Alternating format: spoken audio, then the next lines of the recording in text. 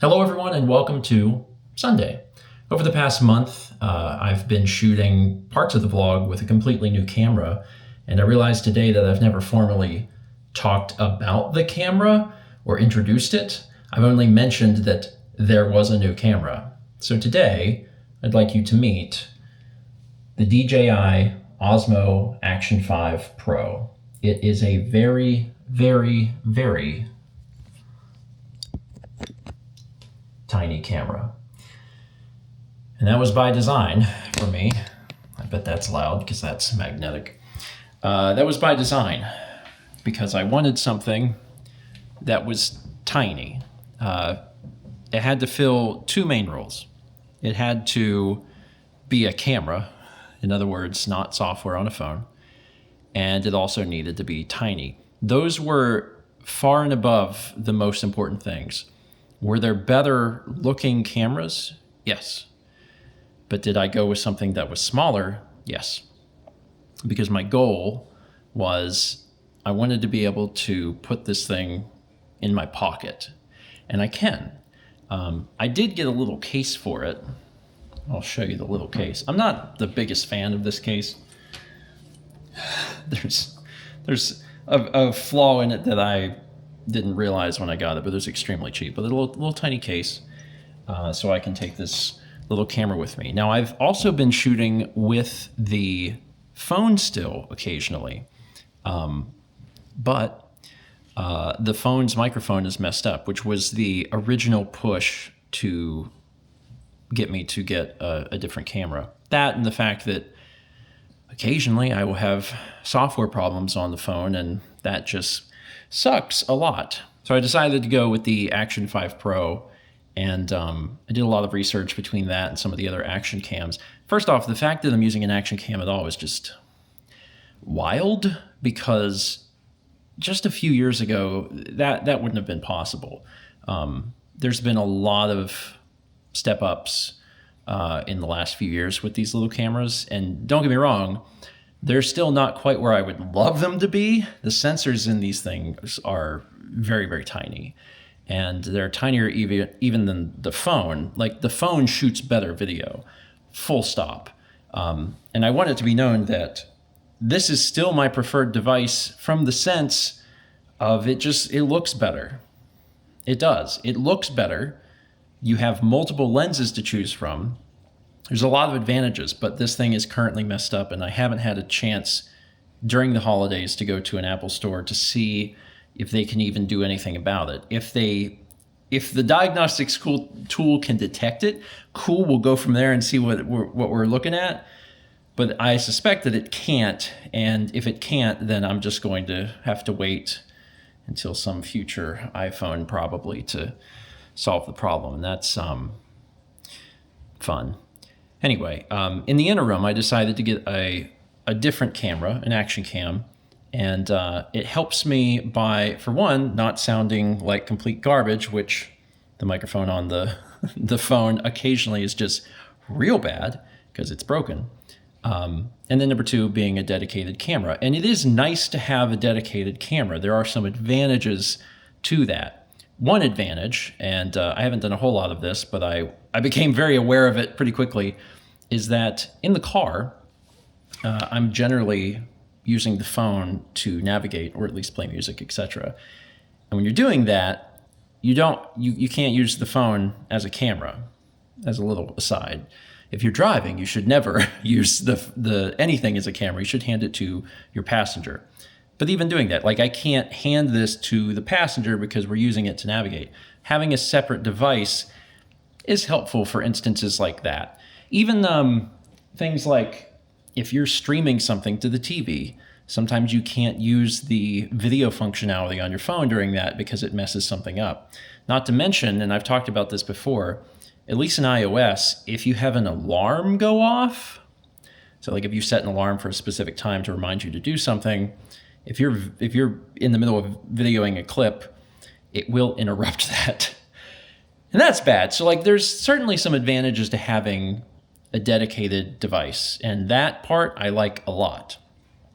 However, there are some things that are pretty different. For one, the sensor size is smaller, which means that it's going to be worse in low light, and it is worse in low light. There's a mode that you can turn on with this little thing called Super Night, and it helps it perform better in low light. But the aggravating thing is that it's a separate mode. So if you're going into darkness from light, you would need to stop the recording, change over to Super Night, and then resume the recording. So I don't really love that. One thing I do love is the fact that the camera does shoot in log. It shoots in 10-bit log, and that's very cool. There's a lot of flexibility in post to bring shadows back up, as long as you're not shooting in complete darkness to begin with. So there's a lot that's included on DJI's website, and I've basically been using that for any shots that I shoot with this thing, and then adjusting it just a little bit, generally because I find that it's a little too contrasty out of camera. That said, I also have the camera set to minus 0.3 exposure value, just because I find that for this camera, and then also a lot of cameras, it'll blow out the highlights otherwise, so you have to bring it down a little bit, so maybe that's why it's dark. But by far and away, the thing that is weirdest about this camera, and something that I've seen a lot of you notice, is the fact that the field of view is wildly different. And it is. It is wildly different. For most of the vlog, I have shot on a 24 millimeter equivalent. So the primary camera, the main camera in the iPhone, 24 millimeter equivalent. When I was using the FX3, I was using 24 millimeter lenses. So for at least the last 5 years probably, it's very much been, hey, 24 millimeters is the standard. That's what Stephen Vlog looks like. And it gets a little more narrow when you go further back, because cameras weren't as good. There was crop factors to consider. Some of the vlog cameras shot at equivalents of 29 or 30, which most people can't vlog with, but I can because my arms are extremely long. But this camera is equivalent to 15 millimeters, and that is a lot wider. In fact, I can show you how different it is by just recording some clips side by side. So right now, this is the Action 5 Pro and the iPhone 15 next to each other. This is the difference between 24 millimeters and 15 millimeters. It's a lot wider. Now, I've done my best to get around this by just holding the camera much more closely to my face than I normally would, because if I was to hold it at the normal length, it's very wide. And the thing is, it's not that there's a right or wrong way to do that. Video can look however you want it to look. But I have spent the last several years with a very specific field of view, so for it to change suddenly is a little weird even for me. So I have been pulling the camera in just a little more closely, and it does affect the shape of my face and things like that. But I am willing to put up with some of those things because this is a dedicated camera that's very tiny, and I can pick up and press a button and it just works. The other thing that's super different is that the camera is focused to infinity, which means everything in the background is in focus. And to be perfectly blunt, I don't love this. It makes sense for an action camera, but it's probably my least favorite thing about the camera. I can look past the field of view, but being focused to infinity just is not my favorite thing in the world, because whenever I want to show something, I like to be able to focus on a particular thing. When the background is blurred out, then you can focus on the foreground object, which is generally what I'm trying to get you to look at. And that just comes down to, a choice by the manufacturers, but mostly sensor size. The sensor in this action camera is tiny, and the greater the size of the sensor, the more shallow depth of field that you can get, which is why on the iPhone, especially on the main camera, it is actually pretty impressive what that little phone can do. So I would have loved to have had that be a little different, but that's not going to happen on an action camera. I have to move up to